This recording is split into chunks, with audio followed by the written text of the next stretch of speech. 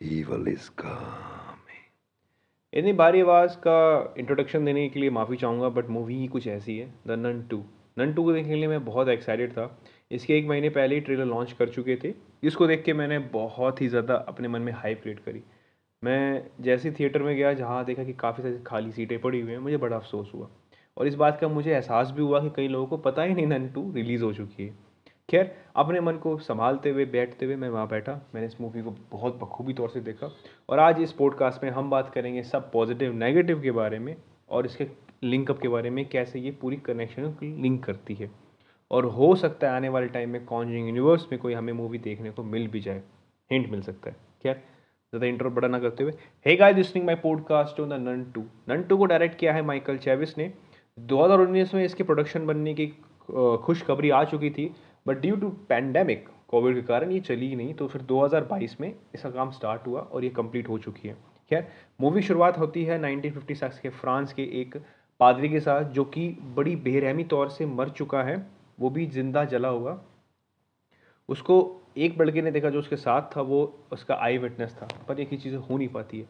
खैर, सेंट एवी के 4 साल के बाद जब आयरिश और मॉरिस दोनों सेपरेट हो चुके हैं, जहाँ पर आयरीन एक कॉन्वेंट में जाके अपना बसेरा चला रही है और गॉड को पूरी समर्पित है, वहीं पर मॉरिस एक बोर्डिंग स्कूल में खेती बाड़ी का काम करते हैं, वहाँ पर खेती बाड़ी हल्की फुल्की करते हैं और अच्छी तरह अपने जीवन यापन कर रहे हैं। यहाँ पर हमें पता लगता है कि मॉरिस हॉन्ट हो चुका है वेलिक से, क्योंकि वेलिक जब मरने वाली थी तो उसने अपने कुछ पोर्शन उसमें ट्रांसफ़र कर दिए थे ताकि वो ज़िंदा रह सके। खैर, हमें ये भी पता बाद में पता लगता है कि वो वहाँ पर क्यों आई है। इस बीच जब यूरोप में काफ़ी सारी घटनाएं घटती होती हैं, काफ़ी सारे लोग, नन और चर्च के पादरी मर जाते हैं, तो यहाँ पर चर्च के काफ़ी बड़े चर्च के लोग, पॉप के जो होते हैं बड़े अच्छे खासे ओहदे वाले, वो आयरिश को अप्रोच करते हैं, क्योंकि आयरिश के बारे में उन्हें ये पता लगा था कि उसने लास्ट टाइम वैलिक को मार दिया था, उसे हेल में भेज दिया था। तो हो सकता है कि इस यूरोप के कांड में, इन हत्याकांडों में उस एलिक का ही हाथ हो। तो इसलिए वो आयरिश को अप्रोच करते हैं। इस बीच आयरिश की दोस्ती उसी के वहीं पर रहने वाले कॉन्वेंट के डेबी के साथ होती है, डेबरा के साथ होती है, सॉरी। डेबरा उसे हेल्प करती है इस चीज़ के पकड़ने में। यहाँ पर हमें कन्वर्सेशन में पता लगता है डेबरा के पास्ट के बारे में और आयरिन के बारे में, जहाँ पर हमें थोड़ा बहुत हिंट मिलता है कि जो पावर आयरिन के अंदर आ रखी थी लास्ट टाइम से, वो उसको उसकी माँ से मिली है। इस बीच वो ट्रैवल करते हैं, और जहाँ पर वो लाइब्रेरियन के वहाँ पर जहाँ पर वो जाते हैं उस चर्च के वहाँ पर, जहाँ पर आयरिन को कुछ विजन्स दिखते हैं, हॉर्न दिखते हैं, और इस विजन का पीछा करते करते वैलिक उस पर अटैक करती है। इधर बोरिस मोरिश को बीच बीच में दौरे उठते हैं वैलिक के, जो कि उसे उसके ऊपर हावी होती है, और इस हावीपन में उसने 2-3 लोगों को मार चुकी है पहली।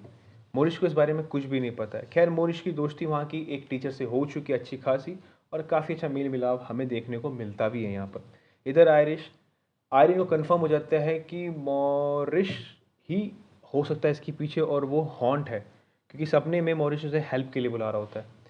आयरिन जाती है एक बड़े से लाइब्रेरियन के पास, जो कि काफ़ी सारे इकट्ठे करते हैं हर एक पोजेसन और एक्सोसिज्म के बारे में, जहाँ पर वो रिवील करता है कि वैलिक कौन थी। वैलिक एक ऐसी गॉड थी जिसको गॉड ने खुद ही अलग कर दिया था कुछ बुरे कामों के कारण। तो इसलिए वो बहुत गुस्सैल है, और आर्ग्यू मतलब बहुत गुस्सैल और ताकतवर हो चुकी है। और वो यूरोप में इसलिए हमला कर रही है क्योंकि वो आई चाहती है सेंट लूसी की, ताकि वो आई उसको यूज़ करके वो ताकतवर हो जाए और पूरी दुनिया पे राज कर सके और ख़त्म कर सके। वही पुराना घिसा पिटा राग नहीं, बट अच्छा था। प्रेजेंटेशन अच्छी थी, बहुत अच्छी थी। खैर, मूवी आगे बढ़ती है, जहाँ पर आयरन और डेबरी दोनों उस वाले चर्च, उस मोनेस्ट्री के पास जाते हैं, क्योंकि अब वो मोनेस्ट्री बोर्डिंग स्कूल बन चुका है जहाँ पर मॉरिस वहाँ काम करता है। तब मूवी का हमें एंड पार्ट दिखाया जाता है, जहाँ पर मॉरिस पूरी तरह बदल चुका है, वेलिक आ जाती है और वो दोनों पे हमला करती है, एरिन और डेबरा पे। इस बीच पूरा स्कूल तहस नहस की कगार पे है। बच्चों को बचाने की जो टीचर थी वो पूरी अपनी जान लगा देती है। खैर, आयरिन और डेबरा दोनों ही अपनी ताकत का यूज़ करते, विश्वास की ताकत यूज़ करके वेलिक को वहीं मार देते हैं, और सत्यपूर्वक ही समयपूर्वक ही मॉरिस को बचा लेते हैं। खैर, मूवी का एंड यहाँ पर नहीं होता है, जहाँ पर हमें दिखाया जाता है 5 से 6 साल के बाद, गैप के बाद, जहाँ पर हमें कॉन्जरिंग फर्स्ट में एक टेप दिखाई गई थी, जहाँ पर हमारे दोनों इन्वेस्टिगेशन मॉरिस का इलाज कर रहे होते हैं, जहाँ पर उसे नन दिखती है, मतलब मेन एक्टर को देखने के बाद। खैर, वो पूरा कनेक्शन यहीं से ही है। सो मूवी लिटरली मतलब लिटरली नहीं, मूवी अच्छी थी, काफ़ी जंप स्केयर थे। फर्स्ट हाफ में हमें जंप स्केयर डराते हैं, समझा मतलब अच्छी तरह डराते बिड़ाते हैं, हाइप क्रिएट करते हैं। लास्ट सेकंड पार्ट में आके हमें वो हाइप बहुत बखूबी तौर से देखने को मिलती है, जहाँ पर वो पूरा का पूरा समा डरना लगता है पूरा अच्छे से। काफ़ी 3-4 ऐसे मेरे पर्सनली अच्छे सीन्स हैं जो मुझे देखने में बहुत ही उत्सुक लगे। जहाँ पर फर्स्ट सीन था वो, जब लड़की को कैद कर दिया था उनके दोस्तों के द्वारा एक चाबी के अंदर, आई थिंक चेंबर के अंदर, जहाँ पर वो वेलक आती है। दूसरा वो गोट वाला शिप, ओए होए माशाल्लाह भाई, जिस तरह का सेटअप किया है भाई, कसम से डेविल को मज़ा आ गया। मैं अब ऊपर नहीं जाऊँगा भाई सच्ची में डर लगता है उसको देख के। तीसरा सीन, जब वो उसको वेलक को देख लेते हैं तो एक दीवार के ऊपर उसकी तस्वीर बनती है, और वो सीन भाई साहब कसम से यार मज़ा आ गया, क्योंकि मेरी भी आँख नहीं हट रही थी कि वैले की है।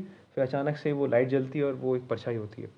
नेगेटिव पॉइंट ये है कि मूवी जल्दी छोटी ख़त्म कर दी, थोड़ा सा और हाई, थोड़ा सा और खींचना चाहिए था ताकि इंटरवल में और इंटरेस्टिंग चीज़ें होती। मूवी थोड़ी डार्क में है तो थोड़ा बहुत हमें वैलेक का सीन बहुत कम देखने को मिलता है। वैलेक की प्रेजेंट हमें महसूस होती है मूवी का, जो कि डायरेक्टर ने बखूबी तौर से सक्सेसफुल रहा उनका काम दिखाना। खैर,